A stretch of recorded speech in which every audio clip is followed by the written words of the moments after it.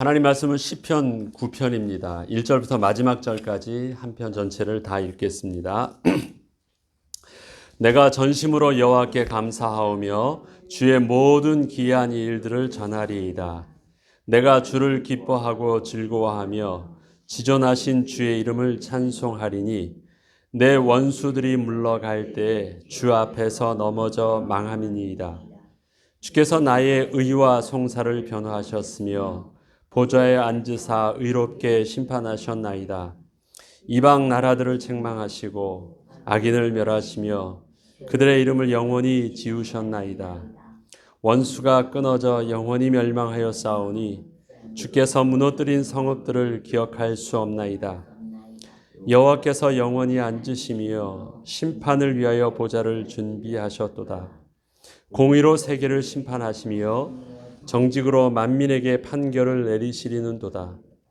여호와는 압제를 당하는 자의 요새시요 환난 때의 요새시리로다. 여호와여 주의 이름을 아는 자는 주를 의지하오리니 이는 주를 찾는 자들을 버리지 아니하심이니이다. 너희는 시온에 계신 여호와를 찬송하며 그의 행사를 백성 중에 선포할지어다. 피 흘림을 신문하시는 이가 그들을 기억하시며 가난한 자의 부르짖음을 잊지 아니하시도다. 여호와여 내게 은혜를 베푸소서. 나를 사망의 문에서 일으키시는 주여, 나를 미워하는 자에게서 받는 나의 고통을 보소서. 그리하시면 내가 주의 찬송을 다 전할 것이요 딸 시온의 문에서 주의 구원을 기뻐하리이다. 이방 나라들은 자기가 반 웅덩이에 빠짐이여 자기가 숨긴 그물에 자기 발이 걸렸도다. 여호와께서 자기를 알게 하사 심판을 행하셨으며 악인은 자기가 손으로 행한 일에 스스로 얽혔도다. 악인들이 수올로 돌아가며 하나님을 잊어버린 모든 이방 나라들이 그리하리로다. 궁핍한 자가 항상 잊어버림을 당하지 아니하며 가난한 자들이 영원히 실망하지 아니하리로다. 여호와여 일어나사 인생으로 승리를 얻지 못하게 하시며 이방 나라들이 주 앞에서 심판을 받게 하소서. 여호와여 그들을 두렵게 하시며 이방 나라들이 자기는 인생일 뿐인 줄 알게 하소서. 셀라. 모든 사람이 죄를 범하였음에 하나님의 영광에 이를 자 없다. 성경은 기록하고 있습니다. 그 모든 사람들에는 저와 여러분도 포함됩니다.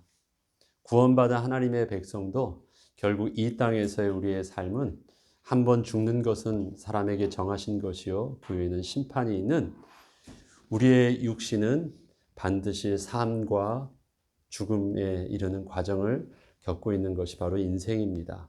오늘은 생명의 삶의 오늘 것과 내일 것이 한 장 한편으로 되어 있어서 같이 두 개를 하는데요. 생명의 삶 보니까 이런 말씀이 있더라고요. 사람의 삶은 인생이라고 표현하고 하나님의 사람은 영생이다. 그래서 그 인생이 영생을 이길 수 없다. 그렇죠. 하나님의 생명이 참 생명이기 때문에 하나님의 삶은 분명히 영생일 것입니다. 인생의 삶은 반드시 죽음에 이르는 그 제한된 삶을 살고 있습니다. 하나님 앞에 은혜를 받는다. 우리가 그리스도인에게 있어서 은혜라는 단어를 빼면 무엇이 남겠습니까? 근데 그 은혜는 거저 있다라는 것이 아니에요. 근데 아무 일도 안 하고 그냥 거저 하나님께서 주시는 것을, 그래서 잘못 생각하면 은혜라는 것을 고백하는 사람들의 삶은 아무 생각도 없어 보이고 그 다음에 굉장히 게을러 보이고 뭔가 그 삶에 대해서 무책임해 보이는데 그렇지 않습니다. 하나님이 하신다라는 것을 아는 거예요. 나에게 부지런함과 게으르지 아니한 성실함과 정직함과 열심이 있는데 그렇게 되어지고 있는 나의 삶 속에서 하나님이 나를 이끄시고 있는 삶을 아주 피부로 느끼고 있다는 것입니다. 나는 아무것도 안 하고 알아서 하나님이 해주시는 삶을 살고 있는 것이 아니라 나의 삶 속에 동행하시는 하나님을, 그리고 나보다 앞서 가셔서 나를 그렇게 실수하지 않도록 인도하시는 그 하나님의 모습을 내가 늘 본다는 거예요. 너희에게 행하시는 이는 하나님이시니 자기의 기쁘신 뜻을 위하여 너희로 소원을 두고 행하게 하시는 하나님을 늘 발견하는 거예요. 내가 하는 것처럼 보이는데 알고 보니까 나에게 이런 소원을 주신 분이 하나님이시라는 것을 아니, 그게 은혜가 안 되겠어요. 무책임하거나 게으른 것이 아닙니다. 그러니까 내게 뭐가 생겨요? 내가 한 것에 대한 사람이 성취감이 있으면 그 다음에 나오는 것이 이 자존감입니다. 나에 대한 자존감. 사람에게 있어서 그 자존심이라는 것이 있잖아요. 스스로에 대한 자존감. 사람이 가장 두려워하는 것이 뭘까요? 다윗은 전쟁을 많이 치렀기 때문에 다윗의 시의 어떤 그 구성을 보면 전쟁에 대한 것들로 많이 비유하거나 아니면 실질적으로 그 삶 속에서 만났던 하나님을 또 그 인생을 노래합니다. 그래서 얼핏 보면 다윗의 오늘도 보면요, 대적에 대해서 싸워서 하나님께서 보호해 주시고 그 대적을 멸하여 주시고 그 대적이 나를 치려하는 것을 보호하여 주시고 나를 변호하여 주시고 결국은 하나님의 의 앞에 선 나의 모습을 구원하여 주시고 은혜를 달라고 기도합니다. 이 모습 속에서 앞서 제가 말씀드렸듯이 우리가 놓쳐서는 안 될 부분들이 있습니다. 하나님 앞에 나의 의를 가지고 간다고 할 때요, 우리가 흑백 논리로 딱 보면 이렇습니다. 나는 하나님 편에 있고 하나님은 나의 대적에 대해서 하나님께서 멸하해 주시고, 그러나 우리가 언제나 명심해야 될 일들은요, 우리가 하나님 앞에 설 때는요, 똑같은 인생의 모습이라는 것을 잊어버리면 안 돼요. 똑같은 인생의 모습이에요. 내가 다르다고 하면 나는 안 죽어야죠. 내가 다르다고 하면 나는 병이 안 들어야죠. 나 똑같잖아요. 똑같이 아프고 똑같이 나이 들고 똑같이 또 죽음에 이르는 현상들을 우리가 늘 맞아가고 똑같이 고통스럽고 똑같이 그렇게 나아가고 있잖아요. 다르지 않아요. 하나님 앞에서 우리의 모습도 우리의 육신에 가지고 있는 그 연약함의 모습은요, 내가 생각하는 저 인생들의 모습과 나는 다르지 아니한 예외 없는 삶을 살고 있어요. 우리는 늘 어떻게 서야 되느냐? 하나님 앞에 설 때 하나님의 거룩하심 앞에서는 우리가 예외 없이 죄인이 된 모습을 늘 잃지 말아야 돼요. 그래서 하나님의 공의를 부르짖으면서 마치 공의를 부르짖고 내 편이 되달라고 할 때 나는 아니고 저 사람이 문제라고 생각하는 그 모습으로 서면 안 되는 것입니다. 하나님의 공의를 부르짖습니까? 그러면 그 공의의 잣대가 나에게 있어서도 공의가 되어지려면 그게 얼마나 무서운 말인데요. 나에게서도요. 다윗은 오늘 그 적들을, 원수들에 대해서 저들의 멸망을 말할 때 동일하게 다른 그 시편 내용에서도, 또 오늘은 9편을 읽었는데 시편에서도 똑같이 말하는 것이 있습니다. 15절부터 보면 이렇습니다. 이방 나라들은 자기가 판 웅덩이에 빠지며 자기가 숨은 그물에 자기 발이 걸렸도다. 여호와께서 자기를 알게 하사 심판을 행하셨으며 악인은 자기가 손으로 행한 일에 스스로 얽혔도다. 어떻게 돼요? 이방인 나라들이 멸망하는데요, 어떻게 망합니까? 자기가 판 웅덩이에 자기 스스로 계속 기도하는 것이, 자기 꾀에 스스로 얽히게 해달라는 것이 늘 기도였습니다. 뭘 모른다는 거예요, 저들이요? 자기를 몰라요. 그리고 19, 20절에 보면요, 여호와여 일어나사 인생으로 승리를 얻지 못하게 하시며 이방 나라들이 주 앞에서 심판을 받게 하소서. 인생으로 하나님을 알지 못하는 그 육신의 모습을 승리를 얻지 못하게 하셔요. 여호와여 그들을 두렵게 하시며 이방 나라들이 자기는 인생일 뿐인 줄 알게 하소서. 인생일 뿐인 줄 알게 하소서. 그게 뭐예요?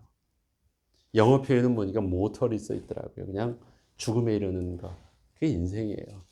결국 이렇게 잘난 자나 못난 자나 결국은 그렇게 삶 속에서 그렇게 죽어가는 인생이다.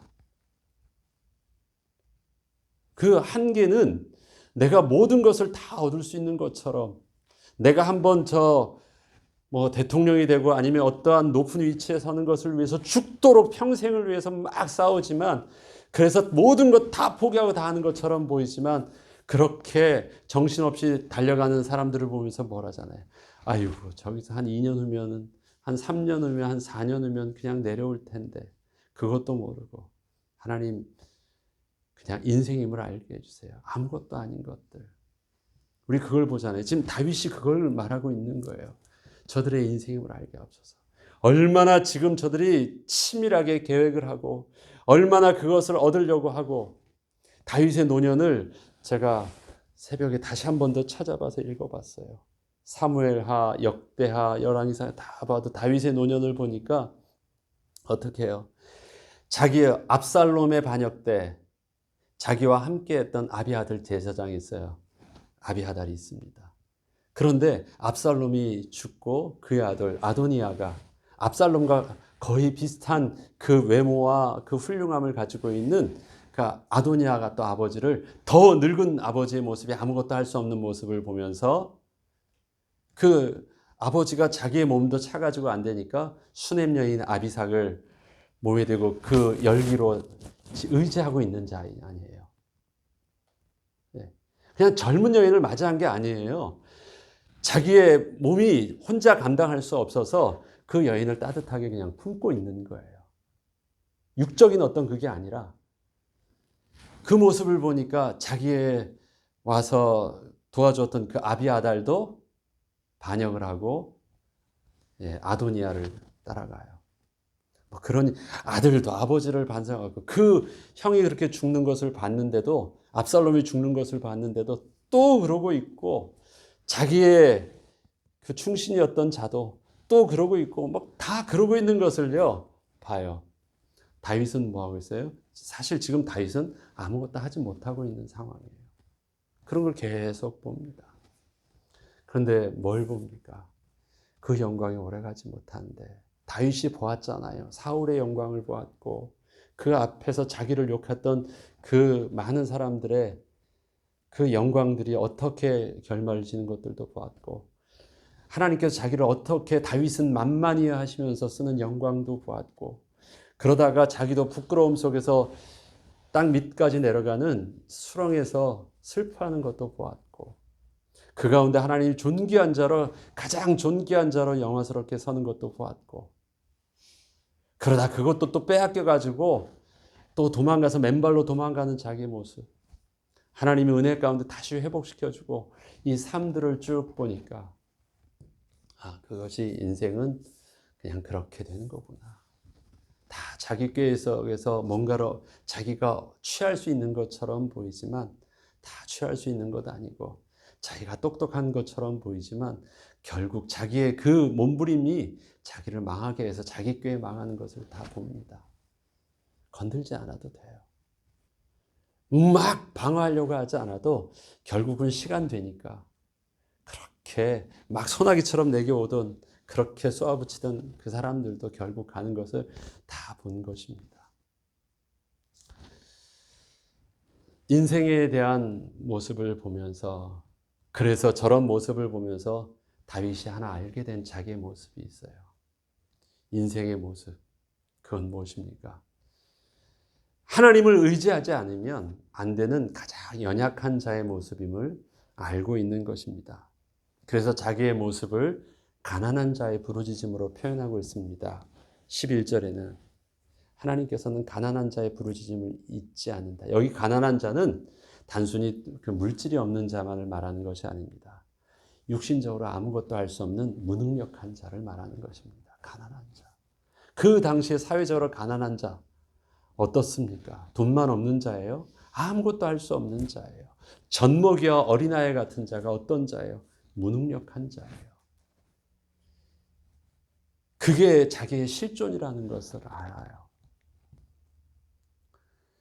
저들을 나를 대적하는 자들은 결국 그 힘들도 결국은 자기 풀에 죽어서 그렇게 죽을 것입니다. 우리 이런 말 있잖아요. 메뚜기도 한철이라고. 막 하다 후다닥 합니다. 그냥 그렇게 하고 지나가는 거예요. 인생들은 그렇게 나아간다고 하는 것입니다. 저들의 멸망은 하나님께서 그렇게 시간이 지나면 멸망할 것입니다. 저들을 보면서 저들이 인생임을 알게 해달라는 말은 반대로 뭐예요? 나는 하나님 앞에서 인생을 압니다. 그래서 나는 어떻게 해달라는 거예요? 나는 하나님의 은혜가 필요하다라는 거예요. 하나님의 도우심이 필요하다라는 것입니다. 오늘 제가 설교를 준비하면서 많은 마음에 이 부분들을 어떻게 표현을 할까를 고민한 부분이 있습니다. 13절을 여러분 보시죠. 여호와여 내게 은혜를 베푸소서 나를 사망의 문에서 일으키시는 주여 나를 미워하는 자에게서 받는 나의 고통을 보소서. 지금 다윗에게서의 고통, 인생의 고통을 보니까요. 그에게는 정말 자기를 미워하는 대적이 있었어요. 그로부터 가해함을 받는, 그래서 피해를 당하는 다윗의 모습이 고통이었어요. 저와 여러분에게 누군가의 원수로부터 그렇게 피해를 당하는 고통이 있습니까? 저와 여러분의 고통은 그런 고통하고 좀 달라요. 원수에게 피해를 받는 고통, 물론 그런 분도 있을 수 있지만 거의 우리의 삶 속에서는 누군가 나에게 그렇게 피해를 주는 고통의 삶을 살지 않아요. 그런데 우리는 똑같은 그 고통함이 있습니다. 어떤 고통이 있냐면 삶에 대한 고통이 있죠. 경제적인 고통도 있고요. 그 다음에 건강적인 고통도 있고 또 주위에서 일어나는 우리 자녀들에게 일어나는 여러 가지 상황 속에서 어려움 때문에 하는 마음고생도 있습니다. 그런데 그런 고통들도 내려놓고 진짜 내가 여기 오늘 표현처럼 나를 미워하는 자에게서 받는 나의 고통, 나를 미워하는 자에게서 받는 나의 고통에 대해서 저 여러분에게 있어서 그 고통은 뭘까를 생각해 보았습니다. 여러 나이 드신 어른들을 통해서 저는 아직 그 나이가 되지 못해서 인생을 논하기에는 좀 그렇지만 여러분들이 올해 이번 주에도 한 목사님을 만났는데 그 목사님도 늘 하는 거예요. 내게 두려움이 있대요. 무슨 두려움이냐? 나이가 들었어요. 나이가 들면 사람에게 있어서 자존감이란 건 자기가 자기 스스로를 책임지고 스스로 뭔가를 할 수 있는 거거든요. 내 스스로 뭔가를 할 수 없는 상황들. 경제적으로 어려운 것도 스스로 내가 뭔가를 할 수 없는 두려움이겠죠. 그러나 그것보다 더 큰 것, 그거는 어떻게 여기서 열심히 잘 살고 사회적으로 아니면 내가 좀 준비해 놓으면 그것이 나를 지탱해 줄 수도 있지만 정말 두려움의 근원에 뭐가 있느냐? 내가 나의 몸을 컨트롤하지 못할 때. 그것보다 더 큰 두려움은 뭔가? 내가 나의 몸을 컨트롤하지 못하는 나를 내가 알지 못할 때. 그게 우리 인생에서 마지막에 가져야 하는 가장 큰 두려움이에요. 그렇게 되지 않도록 그렇게 기도한다는 거예요. 그런데 그건 실제적인 것이잖아요. 왜요? 저는 그런 모습을 저희 어머님을 통해서도 보았고, 저희 아버님을 통해서도 보고, 그렇게 인생의 말년을 그렇게 하셨기 때문에. 그런데 그것은요, 저주받은 것도 아니고, 그것은 잘못된 것도 아니고, 그냥 죽음에 이르는 현상 속에서의 마지막 과정이에요. 그런데 우리는 그걸 너무 두려워해요. 절대 그런 일들이 일어나지 않았으면 좋겠대요. 두려워하는 일들이에요. 그게 큰 마음의 고통이에요. 왜? 내가 할 수 없는 일이니까. 내가 할 수 없는 일들이니까. 평생 우리는 하나님께 은혜를 구했습니다. 내가 할 수 없는 일에 대해서. 나의 무기력함 속에서 원수의 적들도 물리쳐달라고 했습니다. 내가 이 환경 속에서 벗어날 수 없는 그 상황 속에서 하나님께서 은혜를 구해서 무기력함을 벗어나게 됐었습니다. 다 그때도 은혜로 살았어요. 다 그때도 은혜로. 그게 가난함이었어요. 그게 인생이었어요. 근데 하나님께서 우리에게 또 은혜를 주시는데 하나님이 우리에게 안식을 주실 때는 우리의 안식은 뭐냐면 하나님 앞에서 내가 할 수 있는 모든 것을 진짜 다 내려놓는 것이에요. 진짜 다 내려놓는 것. 진짜 다 아무것도 할 수 없는 것을 아는 것입니다. 그래요. 할 수 없어요. 그러나 그 모습 잘못되는 것 아니고요. 하나님이 그 인생들을 통해서 내가 하나님 앞에서 영원한 안식에 대한 부분들을 진짜 놓는 것. 나의 모든 긴장감을 다 내려놓고 하나님 앞에 내려놓는 것. 삶은 내려놓는 연습을 하게 하시는 것이고, 그 내려놓는 연습을 통해서 이번 주에 소망의 풍성함을 하나님이 끝까지 놓치지 않게 하셨잖아요. 그 속에서 그게 뭐예요?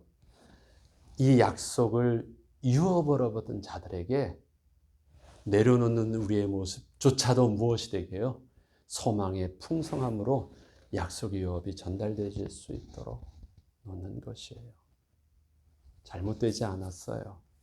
그래서 다윗의 마지막 기도는 그 혈기 속에서, 억울함과 분노 속에서, 그 다음 그 선악을 내가 판단함 속에서 멸해달라는 기도를 하는 것이 아닙니다. 나는 그 인생을 봅니다. 나의 인생을 봅니다. 내가 아무것도 할 수 없는 그것을 봐요. 내가 지금 아무것도 할 수 없어서 한 여인의 몸을 의지해서 나의 체온을 데필 수밖에 없는 여인의 모습을 봅니다. 나의 모습을 봅니다. 그 상황 속에서 그 죽음에 있는 나의 권력까지도 가만두면 자기 것이 되는데도 그것조차 못 참아가지고 그것조차 뺏으려고 하고, 그 힘 속에서 얼마 남지 않은 인생 좀 더 살아보려고 그 속에 달라붙어가지고 뭔가를 해보려는 그 인생들을 바라보면서 어떻게 해요? 나는 안 뺏기려고 하는 것이 아니라 하나님 손에 맡깁니다. 하나님 은혜를 내려주시고 저들 속에서 그것이 아무것도 아닌 인생임을 알게 하여 주시옵소서. 여러분들에게 있는 마지막 고통은 그것일 것입니다. 나의 자존감을 지킬 수 없는 내 모습을 나는 너무너무 싫어해요. 사람들은 혐오할 정도로 싫어해요. 그렇게 될까 봐.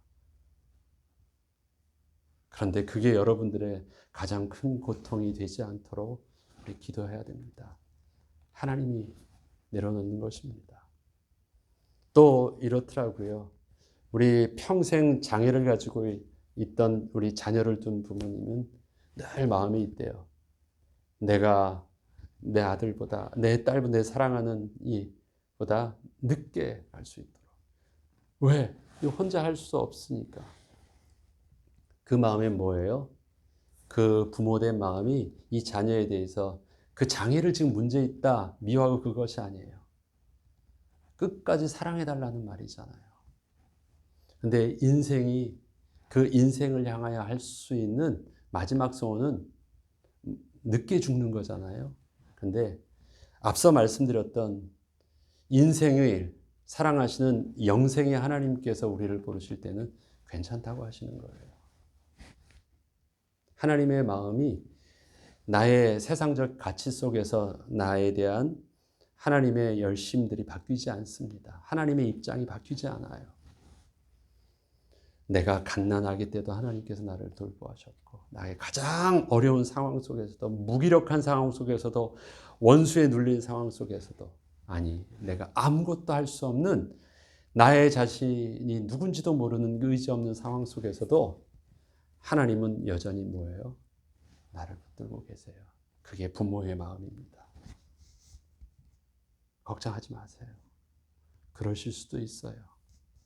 그렇지만 그것이 우리 인생 속에서 하나님한테 마지막으로 남은 나의 자존심? 아니에요. 그것도 하나님 내려놓으라고 해요. 하나님 앞에서 나의 자존심보다 더 귀한 것 하나님의 영광입니다. 두려워하지 않으셔도 돼요. 누구나 그런 것 같아요. 하나님이 내게 부모를 주셨어요. 그래서 어려서 갓난아기 때도 도움을 받게 하셨어요. 하나님이 우리 가족을 주셨어요. 그래서 혼자 못하는 것 사랑하는 남편과 아내가 되게 하셔서 서로 도움받게 하셨어요. 하나님께서 나 혼자 신앙생활을 하지 않고 우리 교회 또 공동체가 되어서 서로를 위해서 기도하고 하게 하셨어요. 왜? 우리 연약하니까. 누구에게나 그런 일들이 일어날 수 있으니까. 우리 지금 형제를 놓고 기도하고 있는 우리 김유건 형제나 아니면 또 우리 박기모 집사님이나 아니면 그 앞에서 우리가 계속 위해서 기도했던 우리 성도님들의 모습들을 보면서 이게 남의 일들인가요? 내 일이잖아요. 그렇기 때문에 우리는 같이 아파하고 같이 기도하고 같이 그 모습 속에서 간절히 해요. 왜? 연약한 모습이니까. 그러면 그런 것 같아요. 내가 도움을 받을 수밖에 없는 상황이 그건 나의 자존심으로 해결이 안 돼. 나는 이렇게 받으면 안 되는데. 내가 누구한테 도움을 받는다는 건 내 자존심이 허락질 않아. 그런 걸까요? 아니에요. 하나님이 나를요, 도움을 받는 옷을 입혀주셨어요. 그럼 나는 겸손하게 그게 하나님의 은혜인 줄 알고요, 정직하게 내려놓아야 돼요. 그리고 또 내게 어떻게 돼요?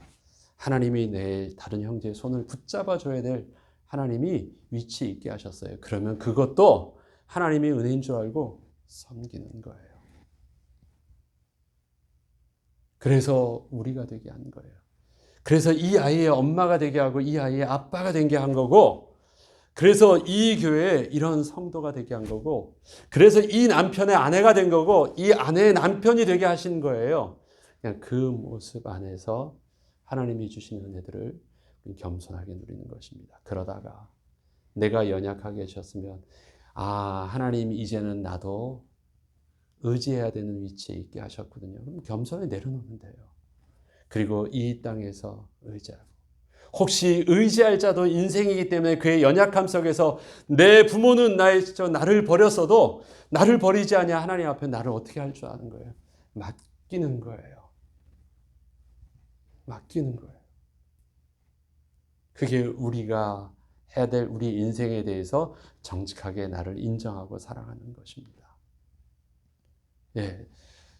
그것이 13절에 여호와여 내게 은혜를 베푸소서, 나를 사망의 문에서 일으키시는 주여, 나를 미워하는 자에게서 받는 나의 고통을 주옵소서. 나를 미워하는 자가 가장 큰 게 누구냐? 바로 나예요.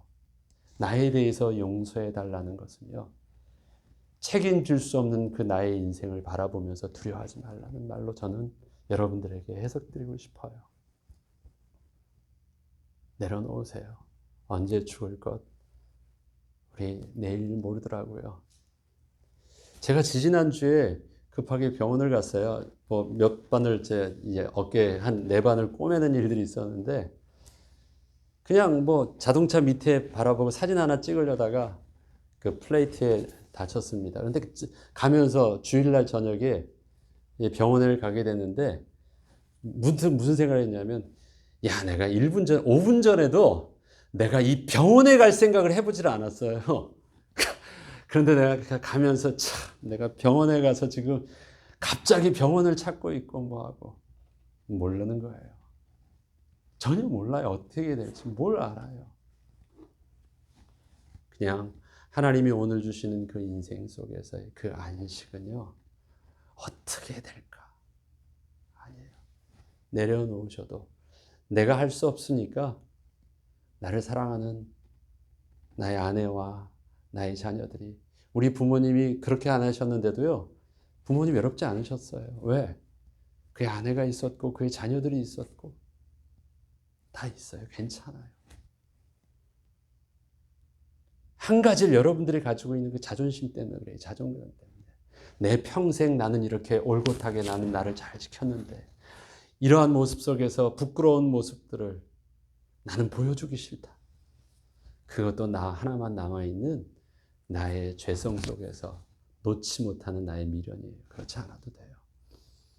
하나님의 죄성 있는 우리의 모습 속에서 얼마나 사람들 앞에서 더 잘난 척 해야 되겠습니까? 그렇지 않아도 됩니다. 하나님이 우리에게 대해서 내려놓게 하십니다. 다윗은 철저하게 자기의 무너지는 모습과 부끄러움들의 모습을 다 보았어요. 다윗은 싫었던 모습일 거예요. 자기가 몸도 가누지 못해가지고 그 여인의 모습, 아무것도 못해가지고 그 앞에서 자기를 옛날에 무릎 꿇던 자가 이제는 자기 필요 없다고 쓰레기처럼 여기고 다른 데 가면서 막 새롭게 권세 있는 자의 무릎 꿇고 하는 그것들을 보면서 아무것도 못해요. 근데 그가 하는 기도는 뭡니까? 저들의 인생을 알게 하옵소서. 저들의 인생을 알게 하옵소서. 그런 내게 은혜를 베풀어 주시고 나를 미워하는 자에게서 나의 고통을 들어주시고 하나님 앞에서 내려놓고 평안히 있게 하여 주시옵소서. 안 내려놓으려고 해도 놓을 수밖에 없습니다. 내려놓으시고 하나님 앞에서 하나님이 주시는 평안과 안식의 모습 속에서 오늘은 나에게 돕게 하셨구나. 그럼 열심히 도우세요. 섬기세요. 그러다가 하나님이 오늘은 나에게 도움을 받으라고 하시는구나. 하나님께서 그것 때문에 내게 만나게 하셨던 자녀의 축복을, 또 부부의 축복을, 성도의 교회의 축복을 누리세요. 그런데 그들도 인생이에요. 그 한계 속에서 할 수 없으면 나는 어떻게 할 줄 알아요? 그래도 영생의 하나님께서 나의 인생을 책임져 주심을 맡기고 영원한 안식에 하나님 앞에 내려놓으세요. 저도 그래야 되겠죠. 우리 그러한 인생의 모습이 오늘의 삶 속에서 나를 미워하는 그 고통에서 나를 평안한 은혜로 새롭게 회복하게 달라고 우리 기도하고 하나님의 은혜를 구하는 저와 여러분 되길 주의 이름으로 축원합니다. 주기도문으로 마치겠습니다.